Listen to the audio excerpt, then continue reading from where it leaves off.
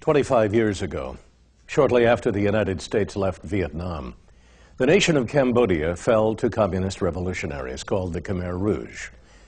It was another communist takeover, but unlike Vietnam, this one turned violent to the extreme. One of the most horrible chapters of the 20th century is little more than a movie to most of us, a movie that coined the phrase the killing fields. In this program, we go back to Cambodia to find out why.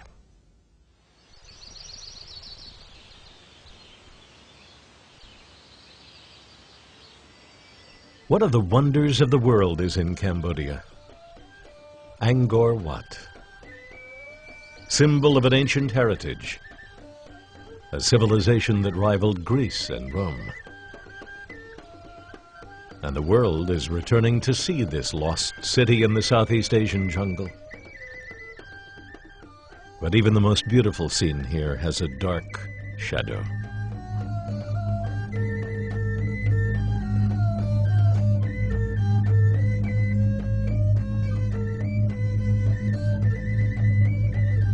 Every smile hides a memory of unspeakable horror.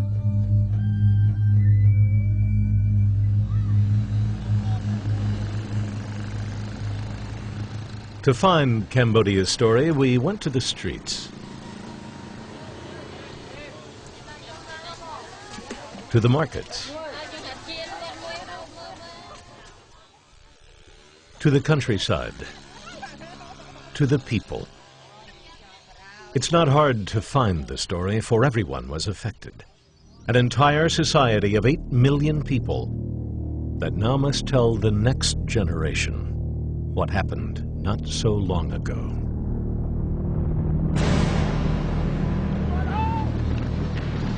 Spring 1973. The war in Vietnam is raging.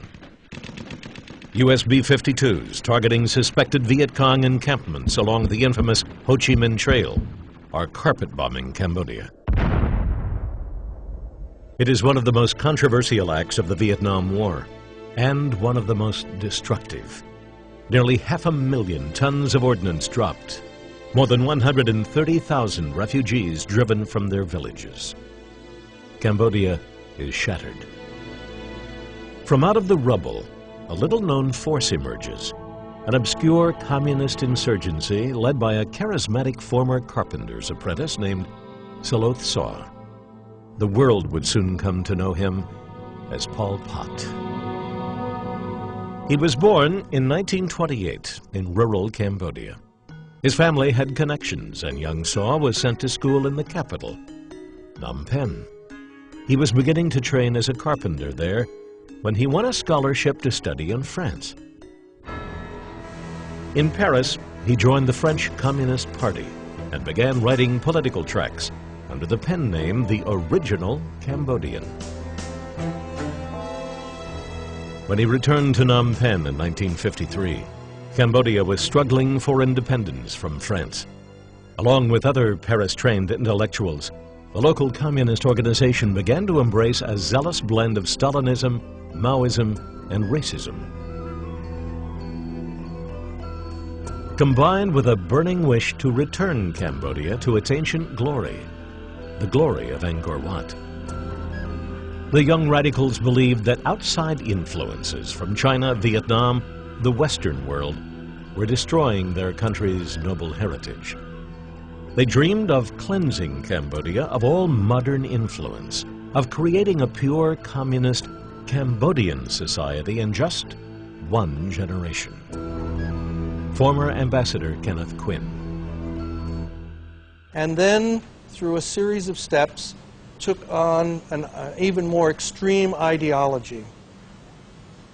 And the ideology of the Great Leap Forward and the Cultural Revolution was that if you want to have a communist society, if you want to have a pure society, what you must do is change it right away. And you must remove the impediments. And the impediments are the ruling class, the educated class, the rank and file of the officer corps, and ultimately the peasantry itself. By the mid-1970s, Pol Pot was on the move. Tapping into outrage at the U.S. bombing, his guerrilla army began to swell. Peasants signed up to fight American imperialists and their puppet leaders in Phnom Penh. Farmers too old to fight sent their sons.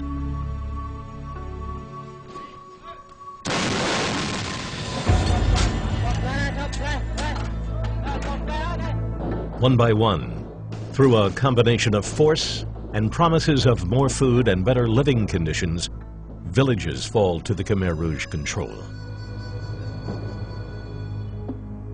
I saw it happen. I was working right on the border, and I was standing on top of a mountain in Vietnam, and I looked out into Cambodia as far as the eye could see, and every little hamlet, every village was on fire.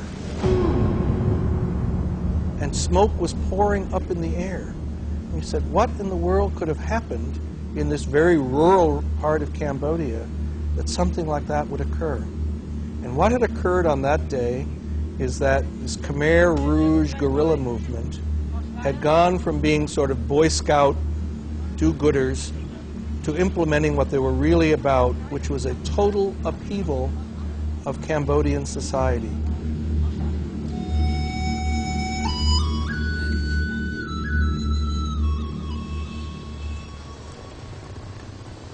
Phnom Penh streets have hardly changed in 25 years, since Pol Pot's army first marched here on April 18, 1975. But the faces tell a different story.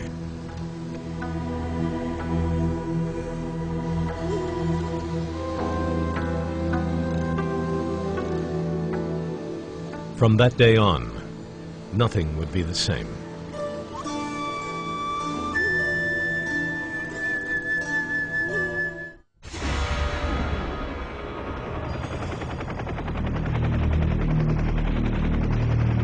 April 1975.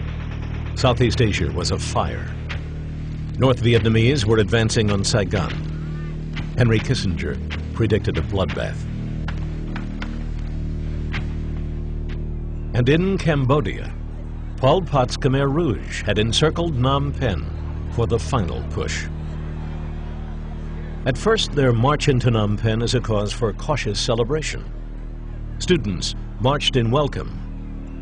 A banner reads, "Peace is here now."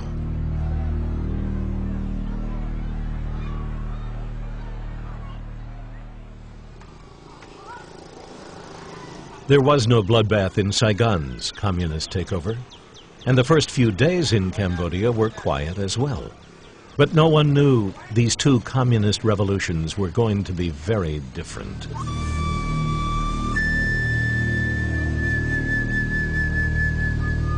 It began in the capital, Phnom Penh. In late April 1975, on a morning just about like this, Communist Party leaders began a total evacuation of this city.